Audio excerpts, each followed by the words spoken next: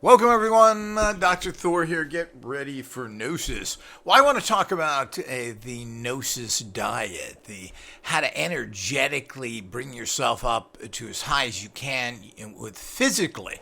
And this is important, and I'm going to go into this in great detail on Patreon, but I'll give a little synopsis here of what this guy. So it's basically you're talking about a high energetic diet, which means you don't want to take in low energies. So what are the lowest energies?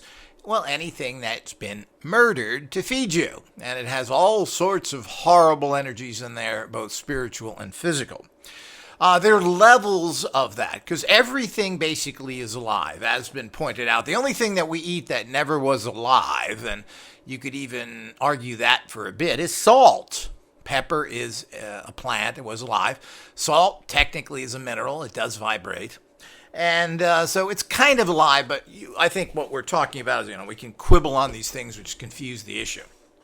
So you go up from there, and there are stages of this. Now, vegetables that you buy, that you eat, are generally sacrificial food items. They're raised to be actually consumed. Now, if you harvest something from the wild, now you're killing something that has a high level. So what you have to do is make sure that you're careful if you harvest anything from wild. And I'm talking about plants here. Animals are still the same thing, which is a horrible sin to kill a wild animal. Raised animals are sacrificial lambs, so to speak. So I think people understand that. It's still bad. You stay away from it.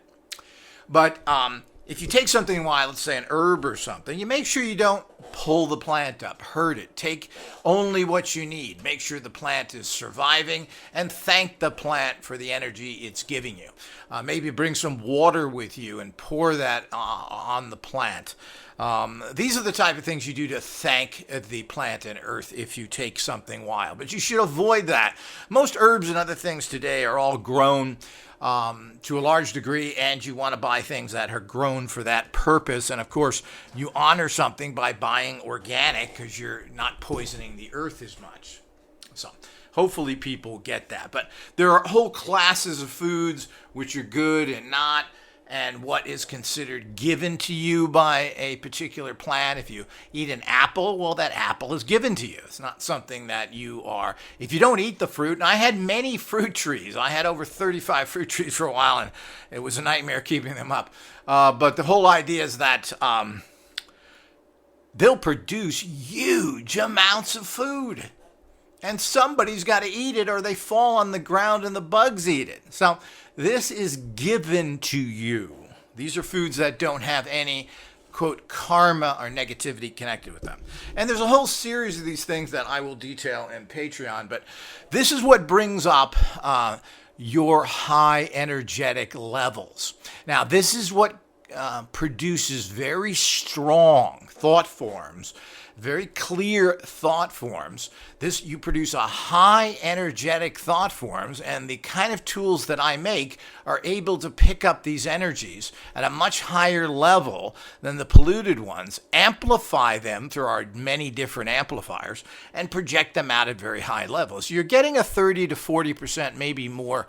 It could be as high as 60% increase in your thought form, your energetic thought forms, because you are functioning at a higher level. You're cleaner, your energy can go into, the lasers can shoot the energy into you, and you pick up that energy much better. So that's all part of it.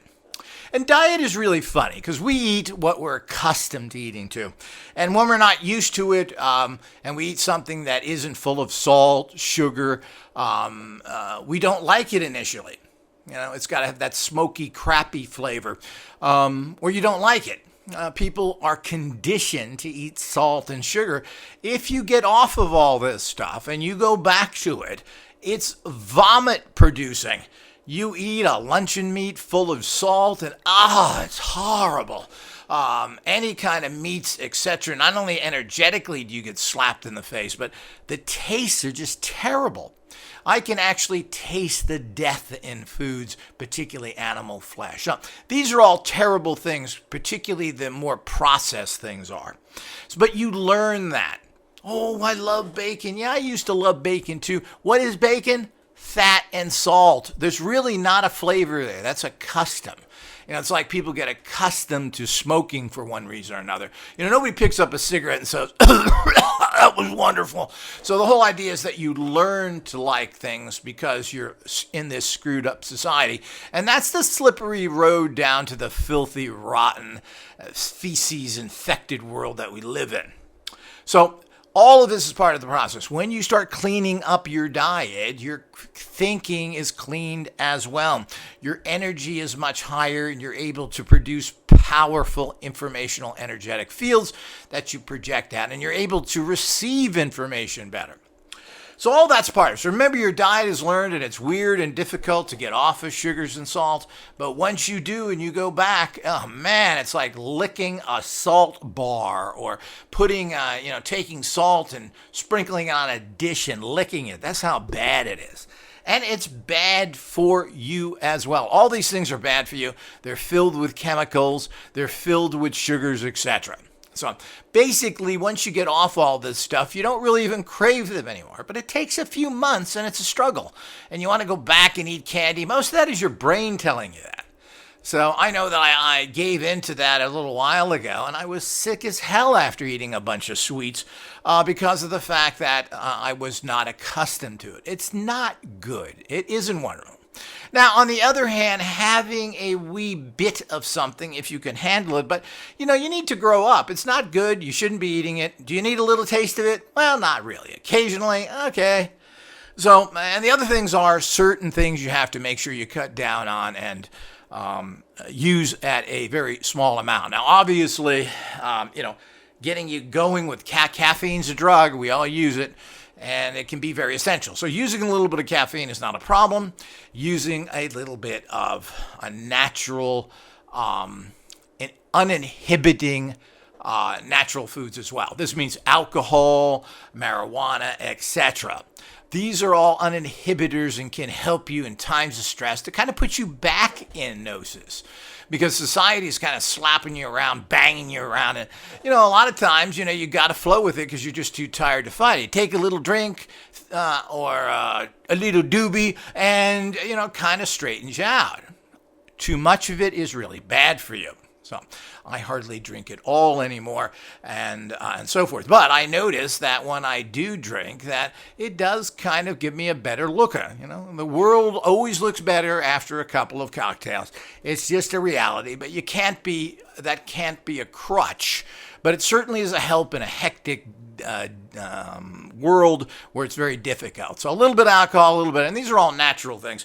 And you have to be careful, obviously. That's not some giving you the go-ahead or the green light to get wasted. That doesn't do anything, and it hurts your body, and you feel worse. And while you may have a certain time where you're a little higher state of consciousness, it slaps you to the ground later. So everything properly, and that depends on you. Are you a person, how much can you take and that just uninhibits you, and can you stop before you get stupid sloppy? So all that's part of a diet and part of your consciousness practices. So do take that to note. It's very important. First thing you want to do is, of course, get all the preservatives, colors, and chemicals out of your food. And you then want to eliminate things that are directly that basically have faces, so to speak, as I've heard people say. You need to spend more and eat less. We can all eat less. We all eat too much. We don't need all that food. So to do that. And there are so many fantastic meat substitutes out there that there's no excuse whatsoever. Eggs are okay. You should stay off of dairy products except cheeses to a degree, and you want to limit that as well. You got to remember to keep a cow pregnant all the time is not normal, and usually they torture them. Even getting milk is a torturing process. Now, free-range eggs are okay because it's kind of a give and take there. You feed the chickens, they have their life, they're protected, and they give you eggs, and that's how it goes. I'm assuming they're not abused past that. I guess they get to a certain age, and they may not be able to function or give eggs. I don't know the full story there, but eggs are okay for the time being. But you should get away from any kind of animal products. And as I said, these meat substitutes are really amazing. So you don't have to miss your hamburger. Actually, these taste better. When you go from meat substitutes back to the meat, you'll taste the fat and the death. It's as simple as that. They aren't that good. There's nothing good about ground up flesh and fat. It doesn't taste as good. Learn to get your taste into things that are different than death and destruction. Until we start doing that, until we close our slaughterhouses, we're never going to close our fields of battle. It's as simple as that. So, do the best you can to stay away from all this. Of course, take supplements and other things. Look at herbs, learn the art of what herbs do. This is your medicine cabinet, and you should be very educated in that area. So for more details, go over to Patreon and check out my new lectures in this area.